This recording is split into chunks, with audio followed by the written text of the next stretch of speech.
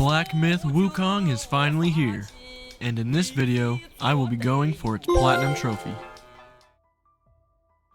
I remember watching the first trailer for this game a few years ago and thinking to myself, damn, that looks sweet. And I'm sure you're all well aware by now that it is. I'm not sure what kind of expectations I had going into this game, but I do know that it far exceeded them. Black Myth Wukong, which I'll refer to as BMW, is a third-person action RPG developed by Game Science, focusing on fast-paced combat, exploration, and boss battles. The combat system allows players to use Wukong's abilities creatively, which include shapeshifting, using his staff, and utilizing various magical powers. If you've ever played any of the other Souls-like games before, then this will be familiar.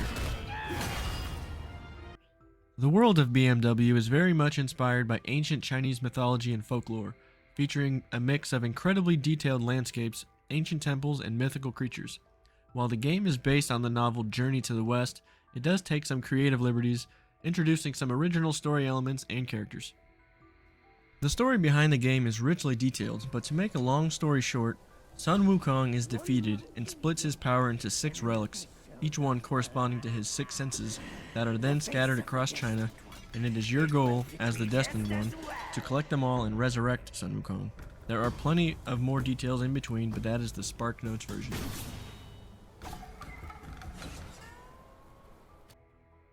The game opens up to Sun Wukong himself flying in on his own Nimbus cloud to face a massive army in the sky, led by Erlang, whose ass we promptly kick. You're going down, Erlang. Many chances, yet you spurned each one. Such ingratitude.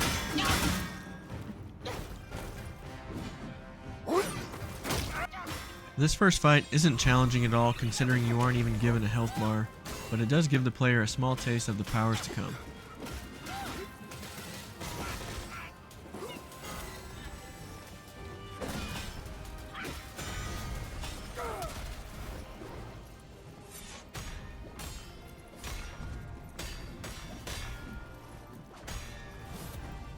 After the fight, we're given a cutscene that shows Sun Wukong get smited down and trapped in a stone on a mountain.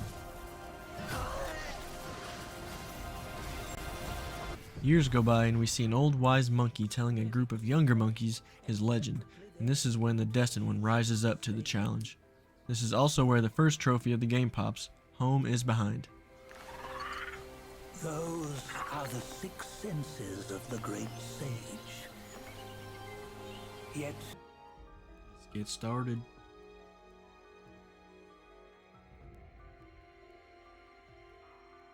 Pretty sweet intro. Epic battle in the clouds. Now, the real game begins. We start the game in Chapter 1 on the Black Wind Mountain, on the hunt for the first relic, the Craving Eyes. After dispatching a couple of weak enemies, we come to our very first Keeper Shrine. These are similar to bonfires in other games and act as our checkpoints and fast travel locations, as well as where we can upgrade our gear. We also meet Mr. Potato Head, the keeper of Black Wind Mountain. He will show up periodically in this chapter to help us out. oh, his spitting image, I'd say. It doesn't take long after that we encounter our first boss, the Bullguard. It is during this fight that the Keeper gives us our first of many spells, Immobilize. This spell freezes the enemy in place for a few seconds, giving you time to either heal up or get some free hits in.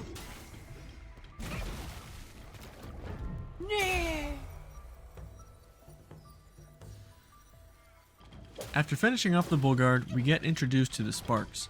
These are pretty much just points that are given each time we level up that we can use to upgrade our stats.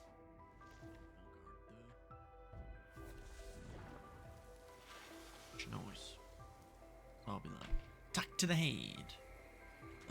They'll be like, freeze in place.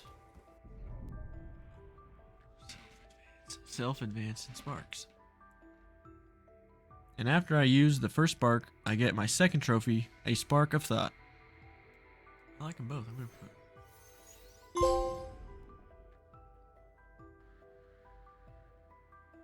A little further down the forest trail, I encountered another boss, Guangji. And join me in Buddha's mercy. What say you? What say I? Guangzi. I say you shut it. And upon his defeat, he gives us the first transformation, Red Tides. This one allows me to transform into his wolf form and inflict fire damage on enemies. There are 10 transformations throughout the game to be discovered, and each of them powerful and unique.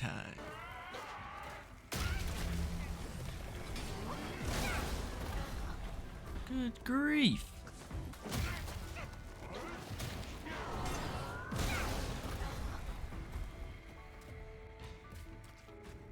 This boss gave me trouble early on, but after some trial and error and getting the transformation from the other nearby boss, I was finally able to take him down.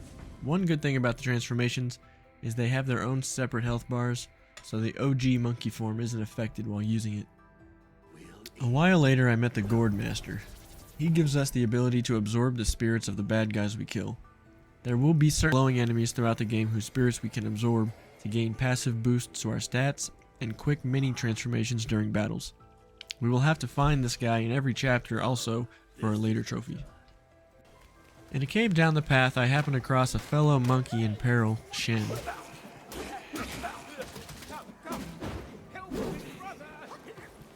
After saving his ass, we find out that he can upgrade our gourd, drinks, and soaks.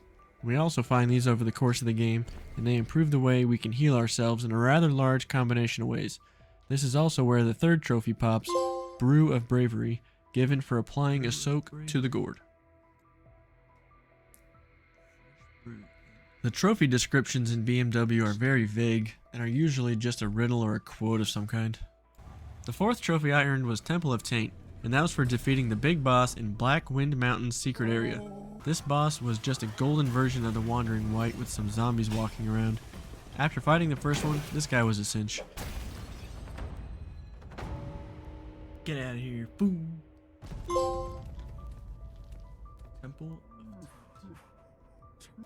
And we can gain access to this secret area by ringing a few bells scattered throughout the region. Each chapter in the game has a secret area to find, and we will have to defeat the final boss in each in order to be able to get the secret ending, which is required for yet another trophy. And right after I left the secret area, I found a body hanging in a tree near one of the bells. Examining it gave me the Fireproof Mantle, which is one of 4 vessels needed for another trophy. There is a vessel in most chapters, and the bonuses they give usually pertain to that chapter's final boss.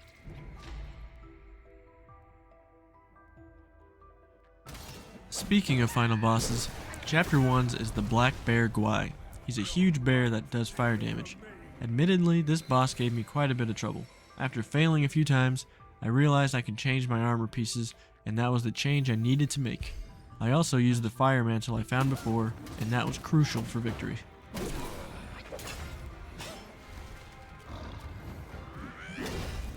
After about 45 minutes of getting my butt kicked, I finally got him, and that rewarded me with the Blazing Black Wind trophy.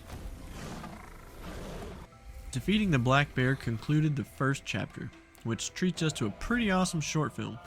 There is one of these videos at the end of every chapter, each one with their own style, ranging from looking like an anime to resembling the old Rudolph the Red-Nosed Reindeer Christmas movie. And at the end of the video, we obtain the first relic, Craving Eyes.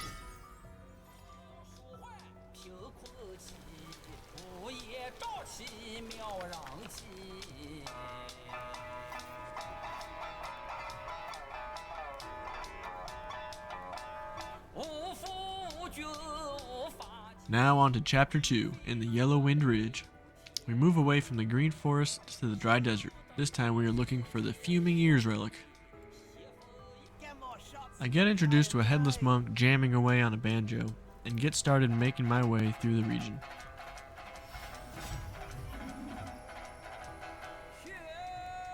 Not too deep into the area, we happen across a fox-looking character, Zoodog.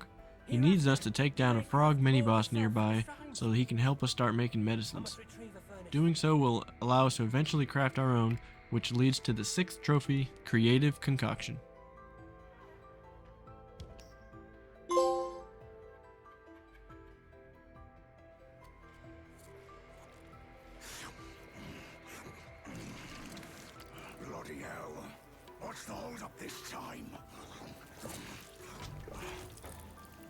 Fuck your offerings and go breed more rats.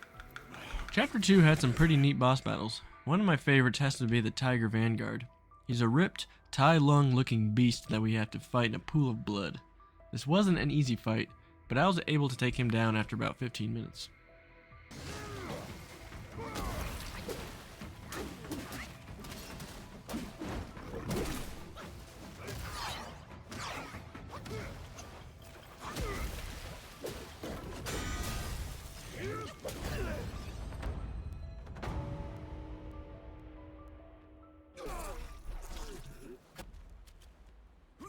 Eventually, we come to an area where we find a big old drunk pig that needs us to help him out. Finishing his side quest will unlock Chapter 2's secret area, but I didn't go there immediately, and instead went right for the final boss, the Yellow Wind Sage. I wish I had though, because the secret area's boss drops a vessel that greatly helps in this fight. Why do you have to come back?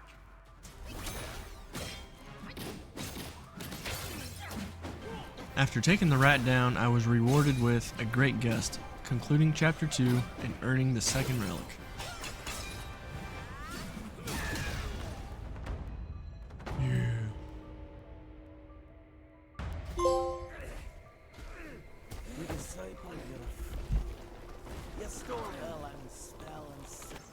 On to the New West, BMW's snow-capped third chapter.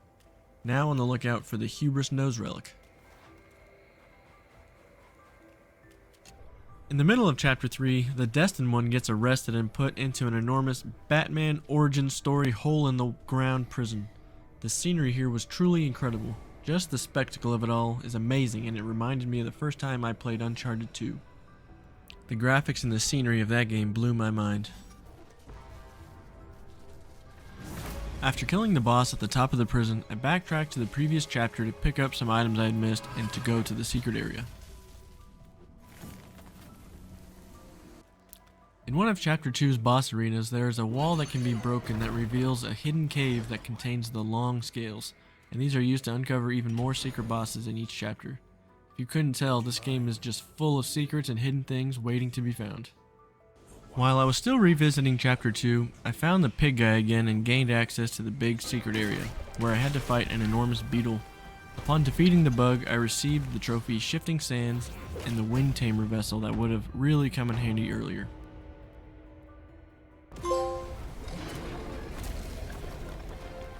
From there, I made my way back to Chapter 3 to carry on the journey. I soon run into Zhu Bajier, another little pig man stuck in a bell. He will pretty much be our buddy for the rest of the game, showing up here and there to help us. What took you so long? Constipation? I was nearly cooked alive in there.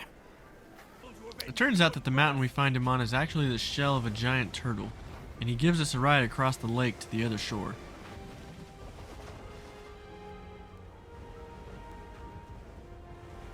When we get to our destination, we run into Chen Long, who we fight at first but actually become friends with.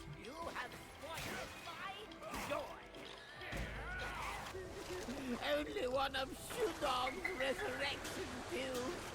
Save me now. After defeating him in combat, we have to go get some pills from Zudog and give them to Chen. In return, he grants us access to the Zodiac Village, where he, Zudog, and Shen Monkey all hang out to make an easy, one-stop shop for all our upgrades.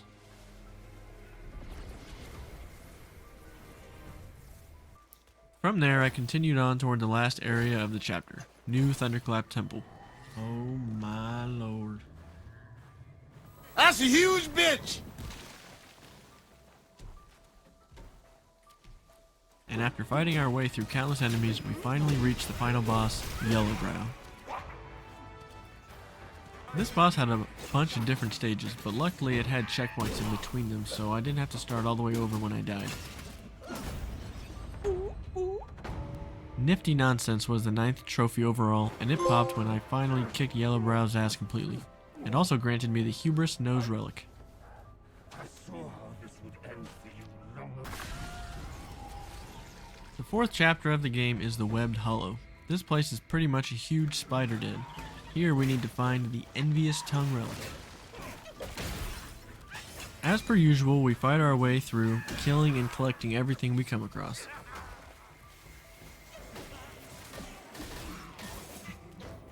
One of the bosses, the yellow Loong, was really tough for me. He gave me more trouble than any other boss up until this point. I even had to finally give up and decided to come back later to deal with him. Oh.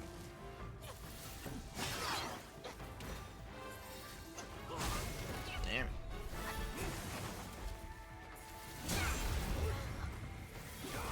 Bastard. Another tough boss in this chapter was the Scorpion Lord. He is found in Chapter 4's secret area. I probably died to this guy about 20 times.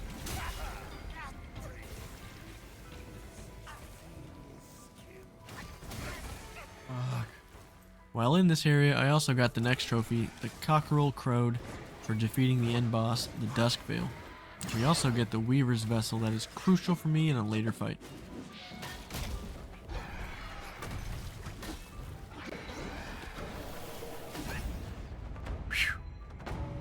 God.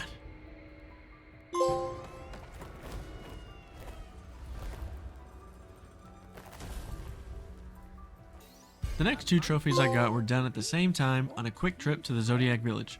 The first of the two was Happy Harvest, which is easily obtained by harvesting plants from the seeds given to Chenlong, and the second is Pound and Perfect, for upgrading a piece of armor at the Yin Tiger Blacksmith. Finally, at the end of Chapter 4, we face off against the 100-eyed Daoist Master. This was another pretty tough fight, and I actually had the vessel that helped me tremendously, as you can see. It almost completely nullifies this part of the fight where he becomes extremely powerful.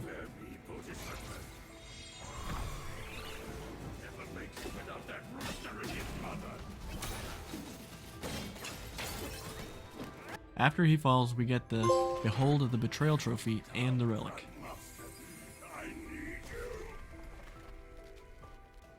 Now we head for the last main chapter of the game, called the Flaming Mountain, where the Grieved Body Relic is located. As the name suggests, this chapter takes place in and on an ashy, fiery, lava-covered mountainside. If I had to choose, this would be my favorite chapter. The bosses here were challenging and a lot of fun.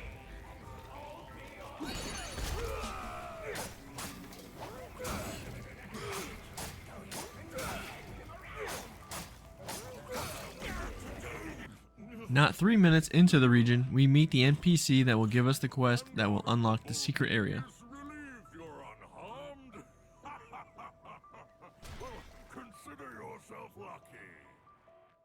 He needs us to destroy a few nasty cards on our way through the level, but we'll come back to him.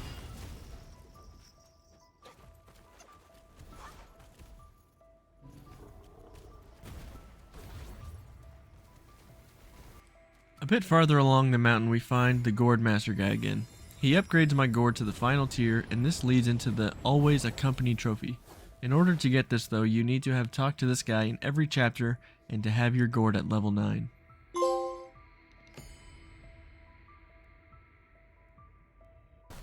The final boss at the end of Chapter 5 is a Diablo wannabe jerk named Red Boy, who then becomes the Yaksha King.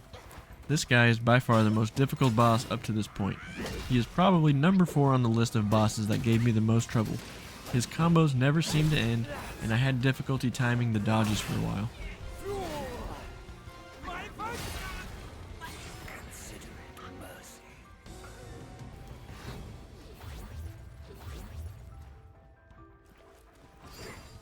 But I was eventually able to take him down and get the Flaming Fury trophy.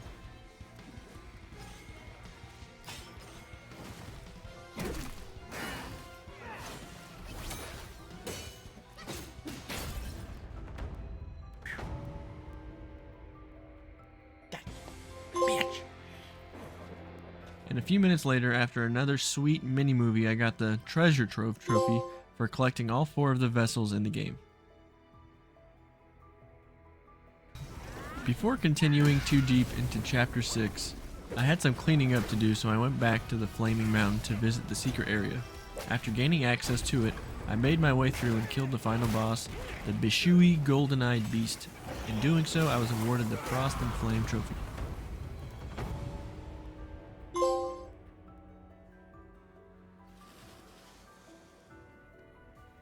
It's important to kill this boss on the first playthrough because it drops some unique materials needed for crafting armor and weapons, and if you miss it here, A third playthrough will be required for the platinum. Before continuing on, I also revisited the Yellow Loong in Chapter 4. This guy was number 3 on the list of tough bastards.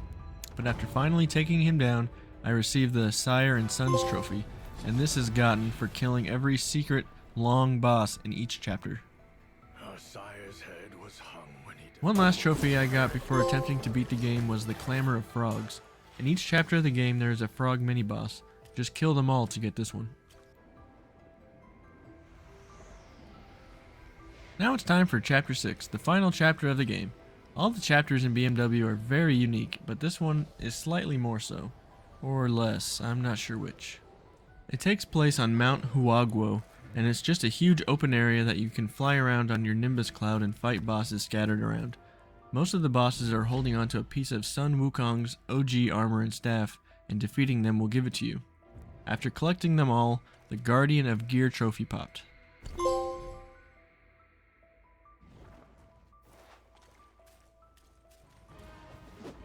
Once all the gear is gathered, we make our last hike up the mountain, wiping the floor with a seemingly never-ending onslaught of soldiers. At the peak, we enter the stone that houses Wukong's memories.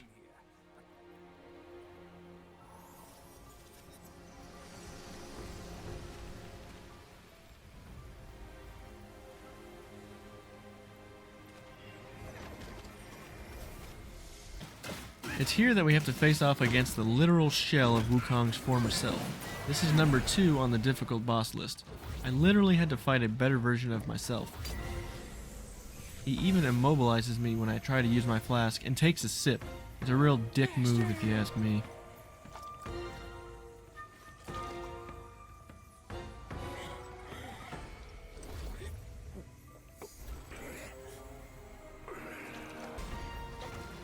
Finally, after what seemed like hours, I beat him by a hair on his little monkey head and got a Duel of Destiny.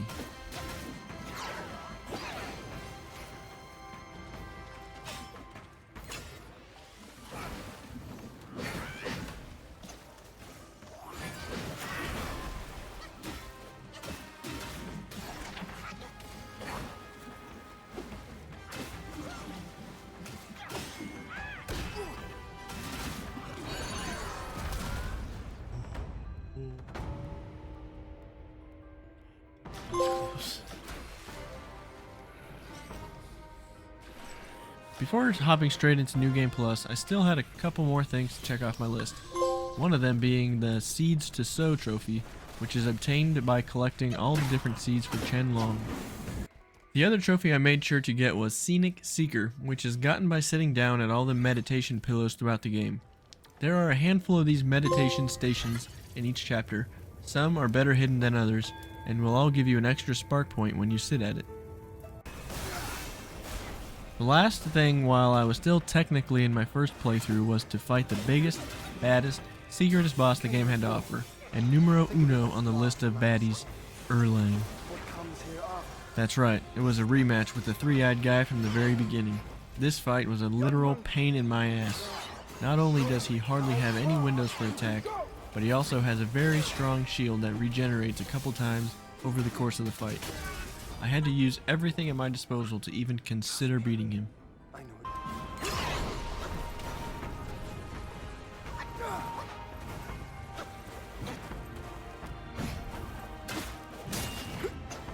But countless tries and several strategies later, I beat the triple-eyed freak in his human form. This is when the battle takes an awesome turn though, and this has got to be my favorite part of the entire game. The Destined One and Erlang transform into kaiju-sized deities and have an all-out epic brawl. A few other deities even join in on the fight. You should first spar with them a while.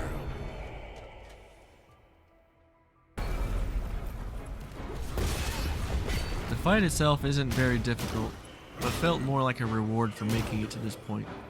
The Destined One pulls off some John Wick level epicness and destroys everyone.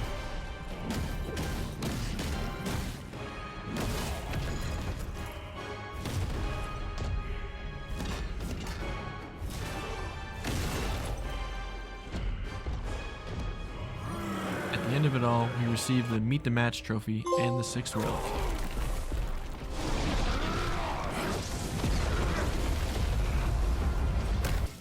Okay, first playthrough, check. Now on to the second.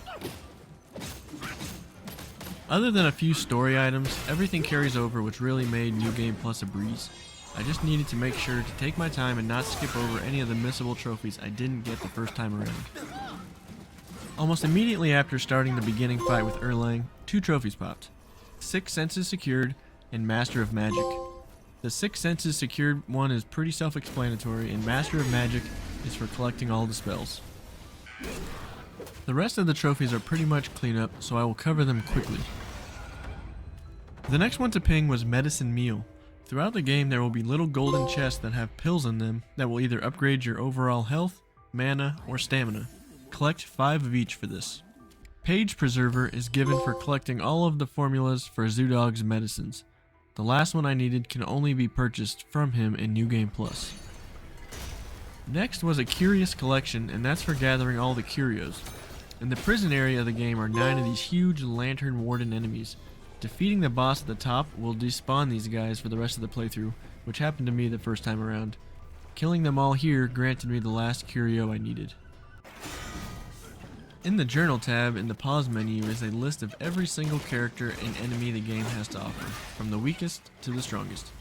Filling this out completely will give you the Portraits Perfected trophy.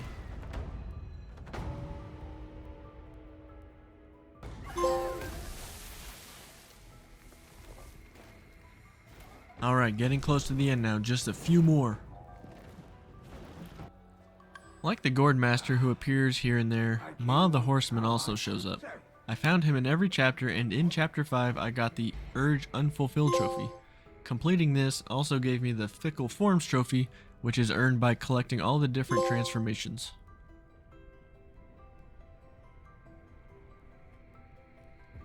If you couldn't tell by now, this game has quite a bit of collectibles, and even though some of them are missable, 2 playthroughs are required anyway, so a little planning can go a long way in preventing any unnecessary New Game Pluses. Mantled with Might was next, and that is for crafting all the armor pieces possible.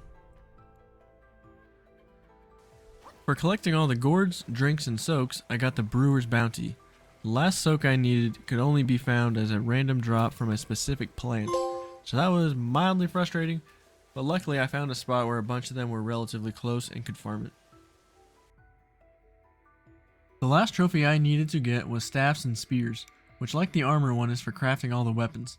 This is where the second playthrough is absolutely required. Certain armor pieces and staffs are crafted using the same extremely rare materials, and not enough are given in a single playthrough to craft them all. Once I acquired the last long pearl I needed, I crafted the Stormflash long staff and got it, and that also gave me the beautiful platinum trophy, Final Fulfillment.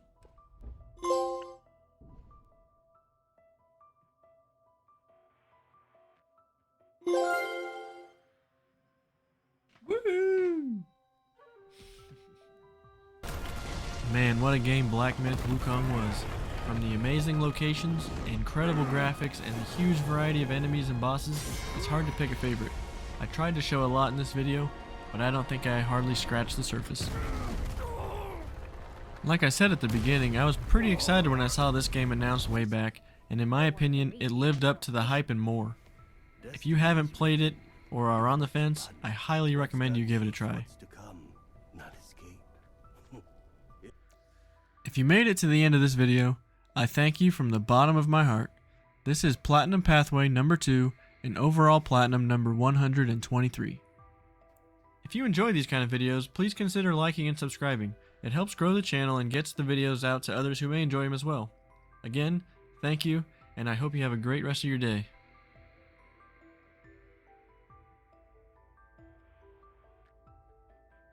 Did you spot Sue? I hid him somewhere in the video. Comment down below if you were able to find him.